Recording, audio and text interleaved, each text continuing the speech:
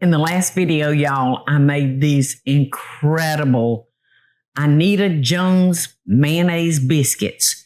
So when you have something so special as this, I just want to make a kind of a special butter for it. So I've got my pan heating because I've got hazelnuts that have been chopped. And in order to bring out the flavor, I'm going to toast them a little bit. And I'm going to put just a little tad of butter in there, just a little tad. And you can roast these in the oven, but, you know, I'm only making like a half a recipe. So I'm just going to toast them right here on top of the stove. Because when you're toasting nuts, they can get away from you real quick, y'all. Real quick. All right, so while those are roasting, I'm going to use my little hand mixer to beat up this butter because I want it, make sure it's well incorporated together. And I've got some coffee extract. I got a little maple syrup. And I've got 2 sticks of room temperature butter. Okay. Don't let me turn that down some because I don't want to burn those hazelnuts. Because if you burn a nut, just put them in the trash, y'all. Because they get like this scorched taste. Okay, so I've got them turned down real low so that won't get away from me while we're beating our butter. That sounds good, beating my butter. I love that.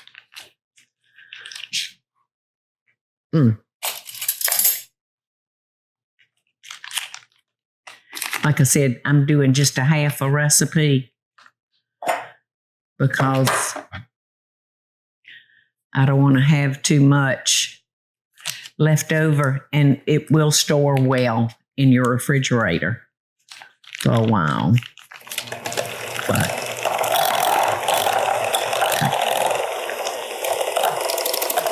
for 2 sticks of butter, I'm going to use 1.5 teaspoons of coffee extract.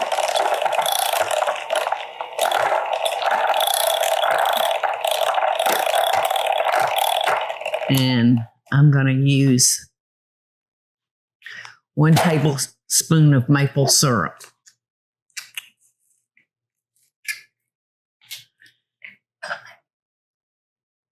You know what else is expensive? Is good maple syrup.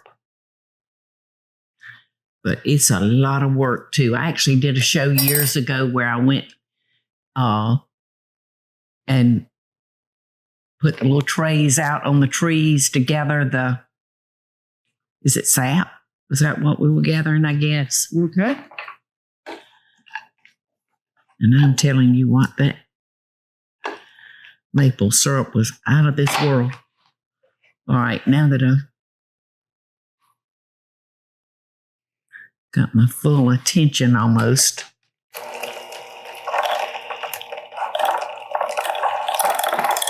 so you see why I want to use the mixer with this to make sure all of it's incorporated. All right, I need to let these cool for a minute, Eddie, because if I put these hot nuts in there, that butter's going to melt. So I'm going to let those cool for just a minute. Okay, I've let these cool some, so now I'm going to put my toasted hazelnuts in this butter. And it's going to make that butter even softer because of the warm hazelnuts.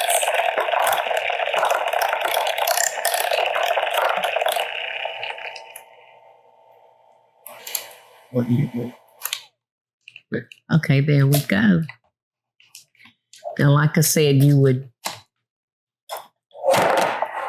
put this in the refrigerator, let it chill a little bit, and then roll it up in wax paper or parchment paper and just cut off a slice for those beautiful biscuits, no matter what kind of biscuits you're cooking.